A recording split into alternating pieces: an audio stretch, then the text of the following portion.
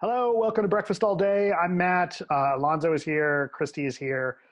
This week, we were talking about a bunch of streaming titles, and one of them is called Resistance. Alonso, will you tell us about it, please? Jesse Eisenberg plays young Marcel Marceau, who apparently during World War II was a member of the French Resistance, a thing I did not know. And they talk about how his later gifts for miming and clowning made him invaluable when it came to keeping the children, the Jewish children whose parents had been killed, who they were trying to smuggle out into Switzerland, keeping them calm and focused and distracted. Rather than be sort of a conventional biopic, this winds up being a conventional war movie. It's a lot of running around behind enemy lines and sneaking past Nazis and traitors and torture, and you kind of seen it all before, I think. It is very old-fashioned. It's very staid and safe, although some shockingly violent things happen, of course, because it's a movie about Nazis. It never surprised me, and it feels like, okay, here's a thing, and here's a thing, and here's a thing, and now the movie's over. And it is all of 2 hours long. Oh, my goodness, does this thing keep going? And it's also one of those movies that does a thing where, like, someone is telling, George Patton, played by Ed Harris, is telling this story to a bunch of soldiers. And they get to, like, really intimate character moments. You're like, George Patton is talking about how his dad never wanted to be a butcher. Like, what? Why is there that whole bookend structure, which I had totally forgotten about until the end? I'm like, oh, right, Ed Harris is in this. They could get Ed Harris for a day. That's why it's there. 2 hours later, Ed Harris is in this movie again. And then Jesse Eisenberg is really good in this physically. Like, there's a lot of dance required, and there's it uses his lankiness very well.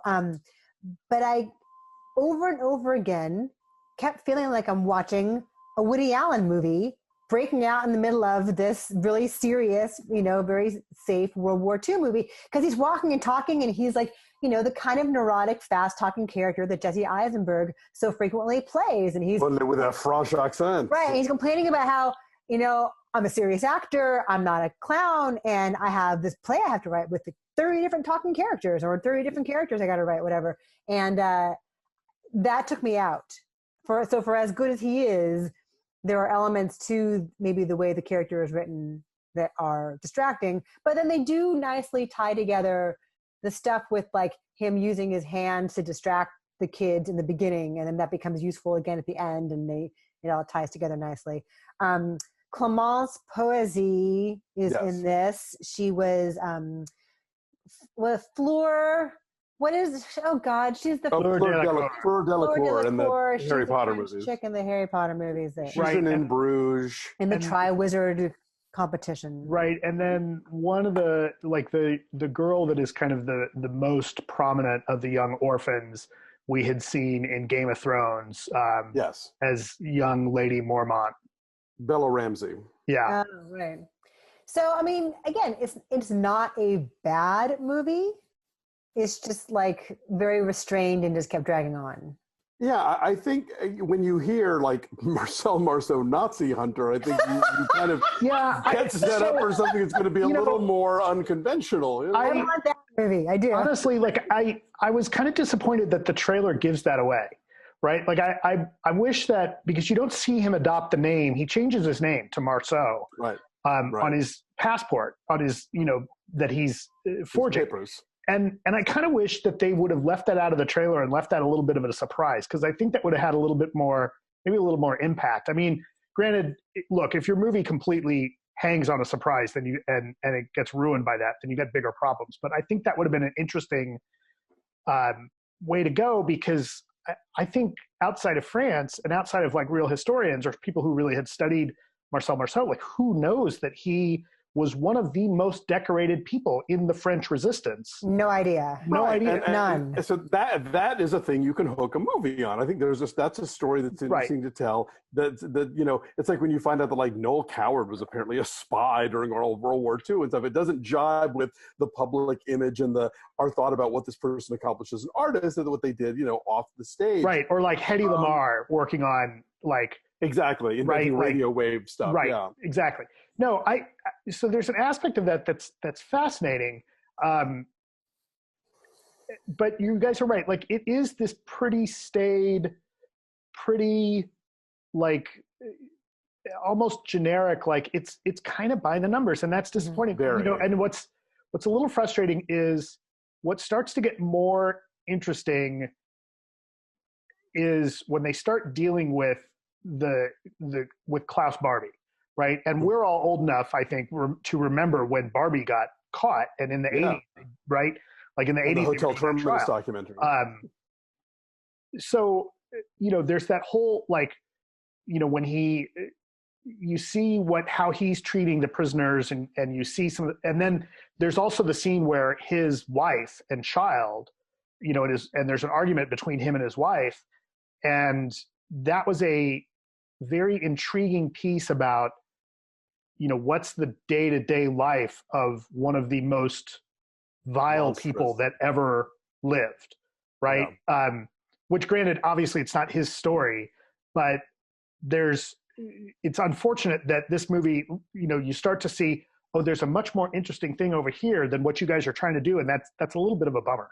Mm-hmm. Yeah, no, absolutely. And I think, like, the movie, I think, does a pretty good job for most of the running time of, like, because you think, oh, miming during World War II, like, is this going to get really icky in the whole sort of, like, you know, Roberto Benigni or The Day the Clown Cried kind of way.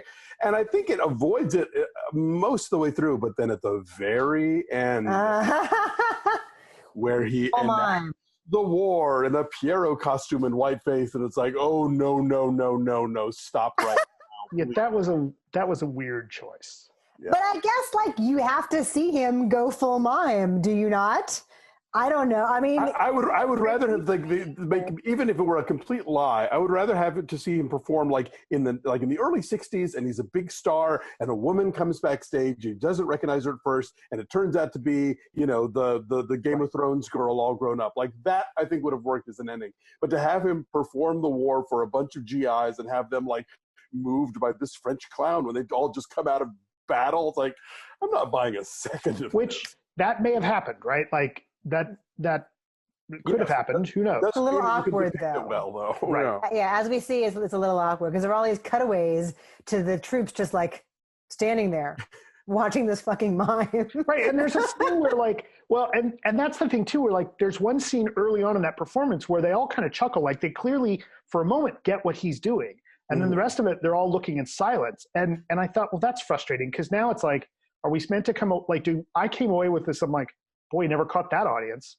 where otherwise, like, they're so moved, man. No, but then show me, right? Like, show me that those GIs are appreciating what he's doing, and that Marceau was such an artist that he and the power of him as a mime reached through to these GIs. Sure. Which, again, you get that little moment early on in the performance, and the rest there's just like,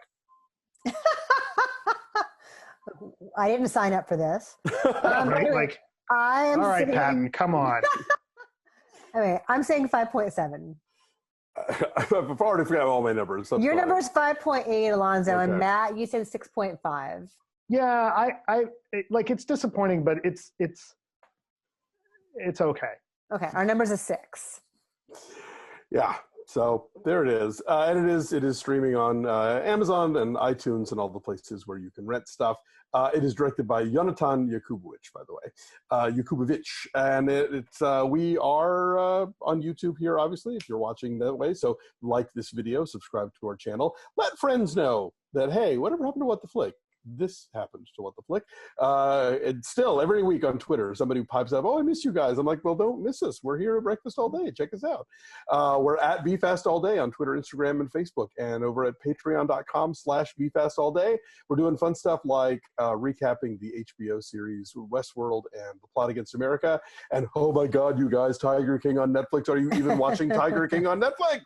Everyone's watching Tiger King on Netflix. We have things to say about Tiger King on Netflix. So please check that out. Thanks for watching, you guys. We'll see you next time. Bye. Bye.